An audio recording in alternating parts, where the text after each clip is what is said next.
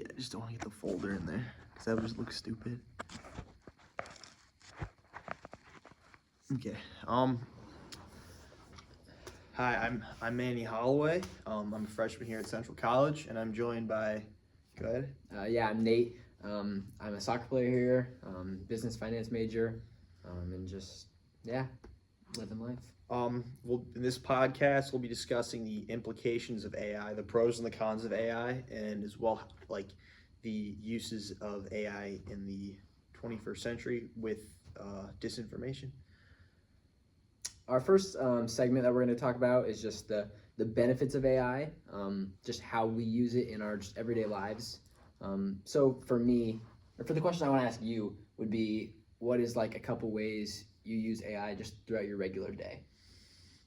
Personally, I don't use AI a ton. I believe that human brain can't be replaced, but if I do need to use AI, it might be for like the grading of a paper or an assignment that I've worked on, just to make sure that it's up to par with the teacher's standards. I mean, there's really no point in turning in something that's below the standards that you're capable of doing. But other than that, that's pretty much about it. What about yourself? One thing that I see myself using I'm more pro AI just because I can see the benefits of it, and I like to use it for a lot of papers, for outlines, speeches, and just any sort of presentation with slides, just because I can get a rough estimate of how many slides I should put, what I should talk about in each slide, and just all sorts of like little things that I don't even think of, just because it kind of passes over my head. Would you agree to that to an extent? Yeah, I mean, for that case, yeah. I don't really think there's anything wrong with that. I mean, the only area that I could see that would be problematic if you use it for just pure plagiarism, which I know a lot of people do use it for because it's the easiest way out of an assignment. You can just kind of throw it into the generative AI software or whatever, like ChatGPT, and then have a paper, change it a little bit, and you're good to go. Yeah, I will agree with you. That's one of the downsides of how people kind of abuse the power of AI. But one thing I like to use is if I type it out myself on just a computer, I like to chuck it into either ChatGPT or any other AI software just to just rephrase it or hear a different voice or hear a different perspective, I guess, of how I could say something or rephrase a sentence. But yeah, that's kind of what kind of goes into my next paragraph or talking point would just be the education. So for me, like gathering information from certain topics that I can just chuck into real quick instead of having to go out and find them myself. Obviously, it pulls it from a lot of different sources and things like that. But I think that's a pretty good tool that I can use. And then also, AI kind of can tutor you a little bit to teach you new skills and new tricks. What do you think of that? I mean, I see your point. I feel like that's like a valid use case, but there's proven fact that AI does hallucinate, quote unquote hallucinate. So it can just basically fill in the information with what it thinks is correct, which I feel like is incredibly dangerous. Like, I feel like you're better off at that point fact checking yourself, like doing your own research and going in and finding like reputable resources instead of just like hoping that the AI is correct, because at that point you have to do even more work. Yeah, you just like given the AI the prompt. Not only do you have to go in and change the prompt of the AI so you don't get caught, but you also have to double check that the AI isn't like hallucinating with the sources. And again, if the AI is incorrect, you're just spitting out false information, which could be misleading. Like if you're in some cases presenting your paper to a crowd or an audience or just even like a presentation, that's like an area where I see it how like a little concern. Kind of that gray area. Yeah. Yeah. I guess for my like everyday use of AI, it's more just like rephrasing things or getting, I guess, just a different perspective of what I should be doing. Or probably another big one would just be asking questions. Just because I think AI can be a useful tool as long as we don't just abuse the power of it, which I think you can agree with to an extent. Yeah, I mean, but I feel like it is incredibly easy to abuse the power of AI. I feel like just especially with the speed at which AI is advancing and like just the way that it's developing, I feel like it's pretty easy to let that get to your head, at least for some people. Yeah, I know for some people, they definitely take the easier route of just plugging papers in and things like that, which then that kind of leads into our next topic of just like the harmful side of AI. And so like job repercussions, privacy concerns, and then just kind of like a loss of humanity. Yeah. I mean, I know that there's like just the thoughts that, AI could replace us or just robots, like, on a factory line, just getting rid of humans. It cuts costs for a lot of, big companies. I mean, I feel like it's pretty obvious that AI is going to impact employment at a certain point, like, Hollywood with, like, I guess script writers. Like, I feel like that's what comes to my mind. But there's even more, ways that it could, totally screw up jobs or the job market. I mean, I don't know what else. One thing that came to mind for me was just AI just reviewing resumes and things like that.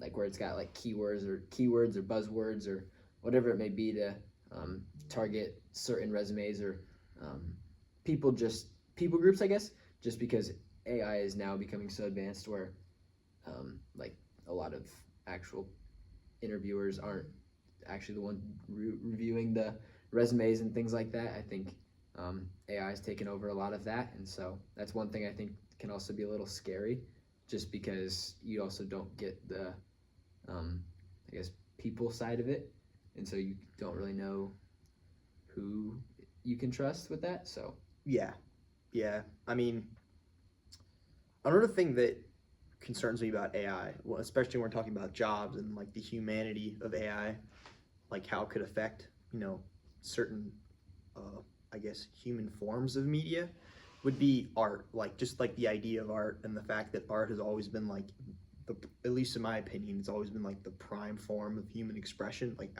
whether it's music, film, or just like painting or drawing. I feel like you look at that like DALL-E Mini or something like that, or even what's the other one? Sora, like that like generative AI model that's also by OpenAI. Like it's kind of scary to think that at a certain point, AI is just gonna have all that data to literally be able to just like you give it some random, prompt like make me a 15th century style portrait of Nate Lampy and Manny Holloway with a podcast, and it'll come out with some like, like Michelangelo-esque, like stuff absurd, like that. It's insane. It's crazy. And you think about that, like there's already people profiting off of that through like, certain forms. Like I know it's stupid, like drop shipping. Like people can literally go on Shopify nowadays and, make some sort of stupid, it's postcard or something and then mark it up, $20, $1 per postcard or something like that. And they're literally stealing. I mean, it's not stealing necessarily, but it's kind of denoting the people that like the real artists, like the actual form of expression.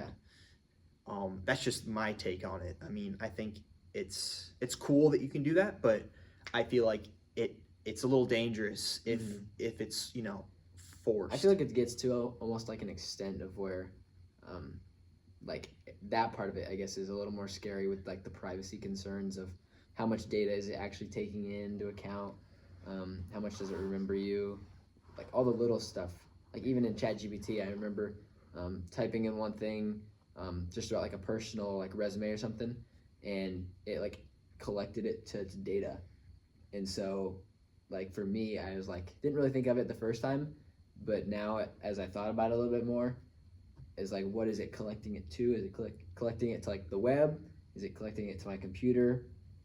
How is this gonna, I guess, come some other time where like my name gets mentioned and they have my resume or they have just something that's just absolutely crazy and kind of blows my mind, which is how much it can store and recognize about somebody. Yeah, no, I mean, I think that's as cool as that is. I mean, I do think about the pros of that in a way where, if you're an employer and you want to run like a surface level background check on somebody, you could really just be like, who is Nate Lampy, and they comes up with a little list of everything Yeah, you've done. I it's feel like that crazy. would be kind of cool, but at the same time, it's incredibly scary because again, the AI It's could got all that- totally it's- get that wrong as well. It's got that information where Yeah.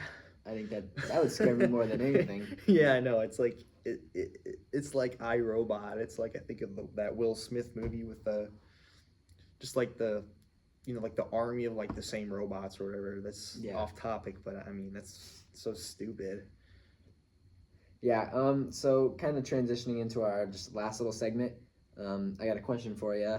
What are some cool ways AI can be helping people to learn new things or new tasks in your eyes, even though you don't see AI as something as beneficial as I would say? I don't know. I feel like in some ways, like, it can be used to, summarize something that's like, I don't know, a super long book. Like, I mean, let's be honest, like, sometimes I don't want to do the reading all the time, like, not just like in general.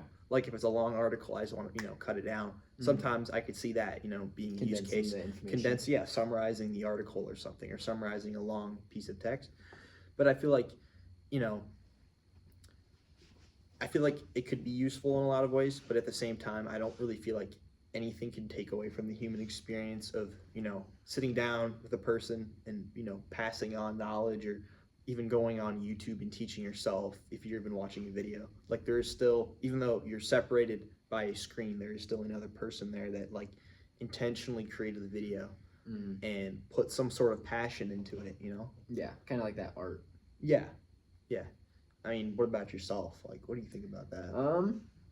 Some cool ways AI can help people learn things. I think, I guess one thing that I like kind of came to mind was just when you don't understand like concepts or things in classes, at least getting like some sort of general information or background definitely always helped me. I had a couple classes actually last semester where I was kind of lost of where I was at and what I was going to do, and just some concepts. So kind of just doing a little Google search and working through other problems that OpenAI kind of created for me, which was really helpful actually, because it walked through it step by step, and it just allowed me to figure it out that way. Yeah, I was gonna say like coding, for example. I could see that. Like, I personally I took a know coding jack class. shit about coding, but I could see that. Like, Yeah, I took a coding class, and that was one class that I you had to use a little bit of AI for to just help me, one, with the code, but then also understand it, of how I can, one, be using it to myself, because remembering code is extremely hard, and all the functions and little bits in software that you have to actually memorize.